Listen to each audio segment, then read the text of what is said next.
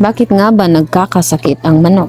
Sa pag-aalaga ng manok, hindi talaga natin maiiwasan na minsan nagkakasakit sila. Minsan maiisip natin saan tayo nagkulang, baka may mali tayong nagawa. Ngunit minsan talaga parte ito ng proseso. So ano nga ba ang mga kadalasang factors pagkakasakit ng manok? Una, kalinisan. Kapag marumi ang kulungan, basa ang sahig o naiipon ang dumi, doon nagsisimula ang sakit. Pangalawa, tubig at pagkain. Maruming tubig o panis na feeds, diretso sa tiyan ng manok, diretso sa pagkakaroon ng problema.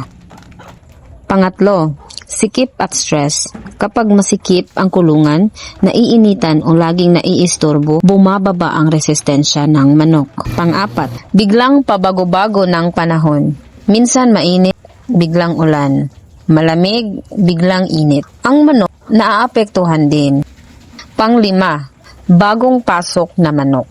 Kung walang isolation, pwedeng magdala ng sakit kahit mukhang healthy ang manok na bago pa lang. So, dapat natin siyang i-separate ng lalagyan.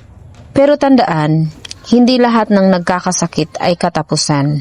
Mas mahalaga kung natututo ka, kung mas nagiging mapagmasid ka, kung inaayos mo ang pag-aalaga araw-araw. Ang pag-aalaga ng manok ay hindi lang tungkol sa pag-iwas sa sakit, kundi sa pagbibigay ng tamang pag-aaruga. Kaya araw-araw, linisin ang kulungan, bigyan ng malinis na tubig, pagkain, at maging mapagmasid ka. Dahil ang mabuting nag-aalaga, hindi man perpekto, pero consistent.